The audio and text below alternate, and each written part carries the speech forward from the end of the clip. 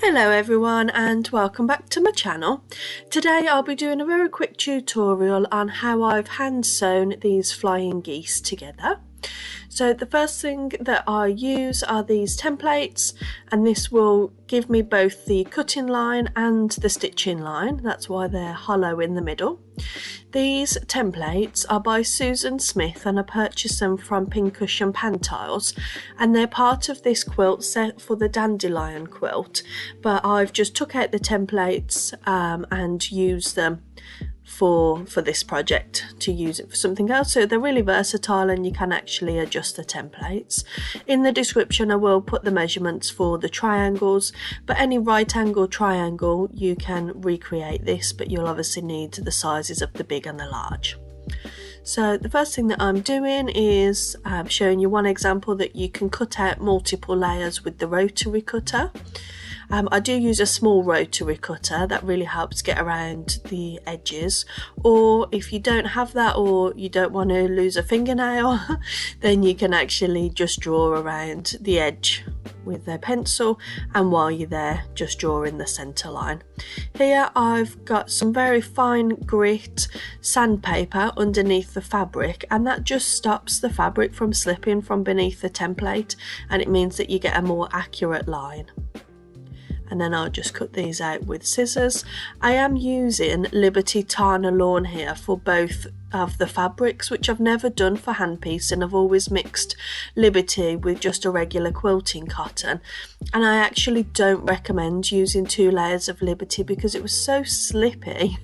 There wasn't much to hold, and it was really hard to get the pins in. As you can see, I dropped it there. There wasn't much for anything to grip onto, so I do enjoy using Liberty, but perhaps mixing it with a regular quilting cotton for the hand piecing.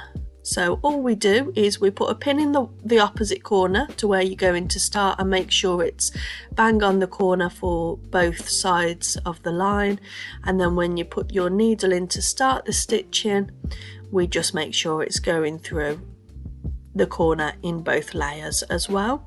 And then, as in the previous tutorials, we just do a very simple running stitch. I've used black thread so you can see exactly how small the stitches are. I probably should have stitched onto the plain fabric though, so you would have been able to see the needle more, so I am sorry about that. So I do 2 or 3 stitches and then I take a back stitch just to make sure it's all secure, and then when we get to the corner you want to put your needle right into the corner where your pin was, so take your pin out as you go in, and then I like to actually knot rather than back stitch on each place where I'm going to end my thread. So I just make a loop and pass the thread through twice just to make sure it's nice and secure, and that's your first seam done. I use a little seam roller just to flatten out that seam until I get to the end, and I'll iron it all together. Time for the second piece, and again you'll see me just matching up the seams with the pin. I'm sorry I keep going slightly out of frame when I'm trying to match it up, but it's really difficult to do that type of accurate work through the camera lens, so I do have to put it right up to my nose. And this is just a single layer of thread. This is a cotton thread just because I'm using it to demonstrate to you because it's nice and thick, but I would just usually use a polyester thread or whatever thread you're comfortable with using. It is really personal preference. And then we just rock in backwards and forwards, and I constantly check that I am on the line in the appropriate place. If I'm not on the line, I pull the stitches back. That's how you're going to get the pieces really nice and accurate.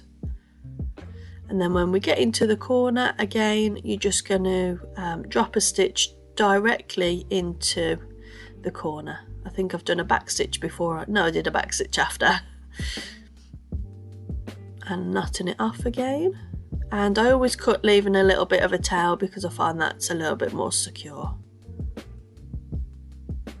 And that's your first flying goose stitched up, and then you can attach it in whichever type of formation that you like. I quite like it like that with opposites, but we're just going to go for the traditional option here. I've made a few more and then I'm going to sew them together.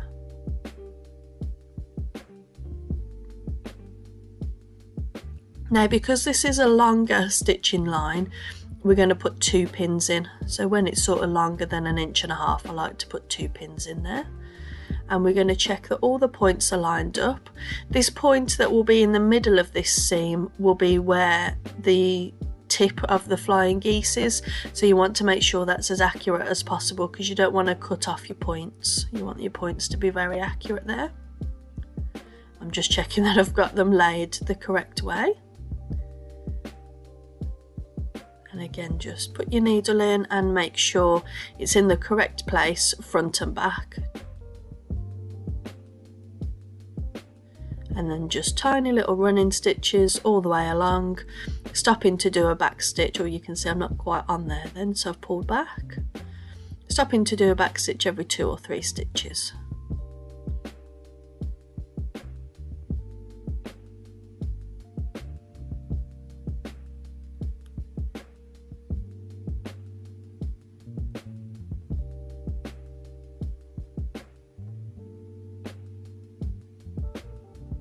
You never stitch through the seam allowance, so the seam allowance still stays fluid and you're able to adjust that. You never stitch through it or stitch it down, you always sort of stitch around it.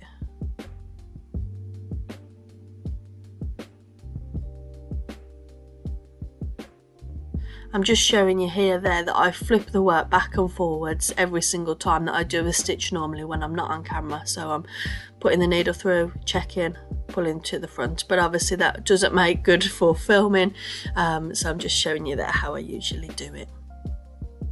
And then coming up to this corner, you want to remove the pin just as you're getting there, just so you've got more freedom. Fold back the seam allowance. Done a little back stitch to get to the corner just to make it secure, and I'm going to stitch through now to the front. So when you've got an intersection, you want to make sure that you do a stitch through all of the sort of intersecting pieces.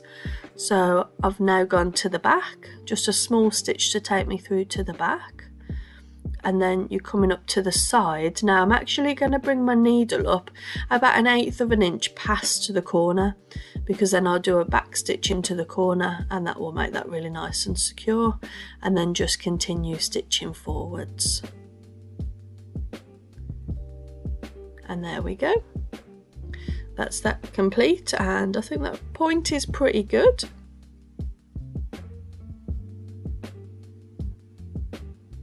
Because this was Tana lawn, the pins have left a little pinhole, but they just rub away nice and easily.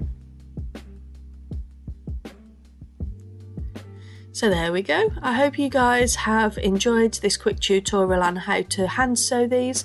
Do let me know in the comments if you think this is easier than machine sewing. I do, because you don't have to trim as much. You take care guys, watch how you go, and happy crafting.